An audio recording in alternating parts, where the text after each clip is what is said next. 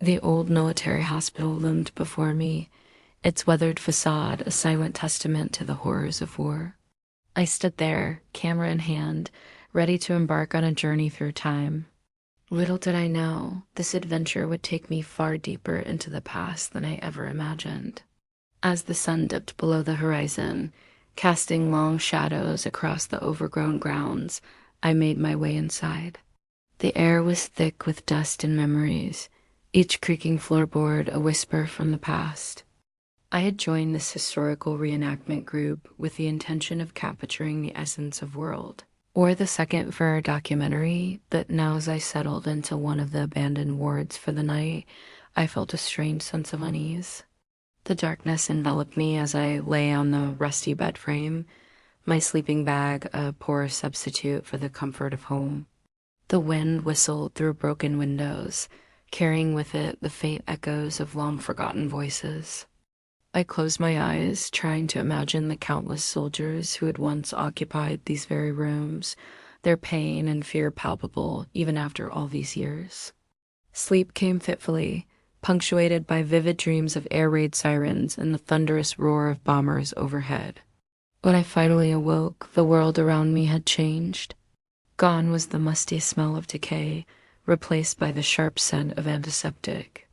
My body felt heavy, restricted, and as I struggled to move, I realized with growing horror that I was tightly wrapped in fresh bandages. Panic set in as I tried to make sense of my surroundings. The ward, which had been empty and dilapidated just hours before, now bustled with activity. Nurses in crisp white uniforms hurried past, their faces etched with concern. The walls, once peeling and water-stained, gleamed with a fresh coat of paint.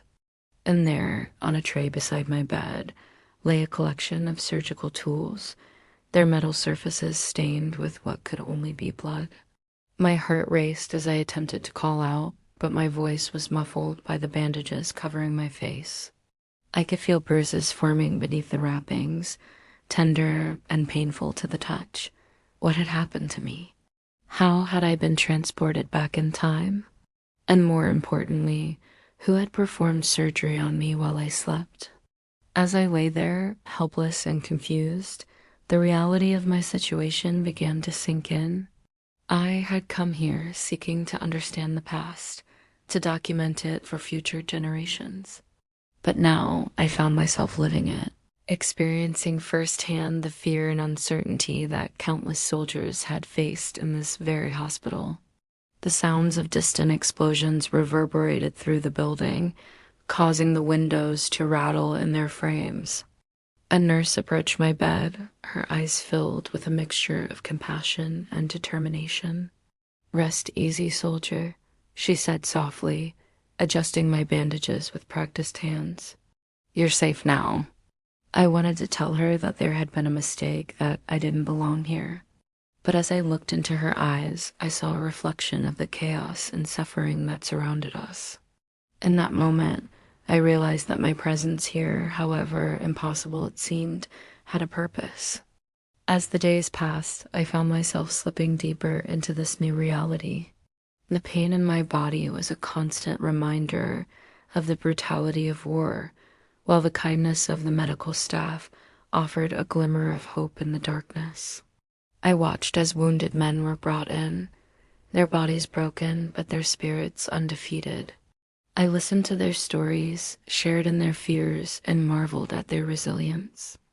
At night, when the ward fell quiet save for the occasional moan of pain or whispered prayer, I would lie awake, trying to make sense of my journey through time. Had I truly traveled back to the 1940s, or was this all an elaborate hallucination brought on by my desire to connect with history? The line between reality and fantasy blurred with each passing hour. Weeks turned into months, and I found myself healing, both physically and emotionally. The bandages were slowly removed, revealing scars that told a story I couldn't remember living. As I regained my strength, I began to assist the nurses, finding purpose in helping others just as I had been helped. But even as I adapted to this new life, a part of me longed for home, for the world I had left behind. I knew that if I ever found a way back, I would carry with me a profound understanding of the sacrifices made by those who had come before us. One night, as I lay in my bed listening to the distant rumble of artillery, I felt a strange sensation wash over me. The world began to spin, colors blending and shifting around me. I closed my eyes, gripping the edges of my bed as reality seemed to unravel. When I opened them again, I found myself back in the abandoned ward, my sleeping bag twisted around me like a cocoon. Sunlight streamed through the broken windows, illuminating the dust particles that danced in the air. For a moment, I lay there, disoriented and confused. Slowly, I sat up, my body aching as if I had indeed been through months of recovery. I looked down at my arms, expecting to see the scars that had become so familiar, but found only smooth, unmarked skin. The surgical tools, the fresh bandages, the bustling ward, all had vanished, leaving behind only the decaying remnants of a long-abandoned hospital. As I gathered my belongings, my mind raced with questions. Had it all been a dream? A vivid hallucination brought on by my immersion in history? Or had I truly experienced a glimpse into the past, a connection to those who had suffered and healed within these very walls? I stepped outside, the cool morning air filling my lungs. The world around me seemed both familiar and strange, as if I were seeing it through new eyes. I knew that the experience I had just lived through, whether real or imagined, had changed me forever. As I made my way back to join my fellow reenactors, I carried with me a profound sense of respect and gratitude for those who had endured the horrors of war. I had come to this place seeking to tell their story, but in the end, their story had become a part of me. The camera felt heavy in my hands as I prepared to document the restoration of the hospital. But now I knew that no lens could truly capture the depth of sacrifice and humanity that these walls had witnessed. My journey through time had given me a perspective that went beyond historical facts and figures. It had shown me the beating heart of history itself. As I began to share my experience with my colleagues, I realized that the true power of our documentary lay not just in the physical restoration of this place, but in keeping alive the memory of those who had passed through it. Their courage, their pain, and their hope would live on through our work, a testament to the enduring spirit of humanity in the face of unimaginable adversity. And so, as we set about our task of bringing this forgotten hospital back to life, I silently vowed to honor the memories of those I had met on my impossible journey.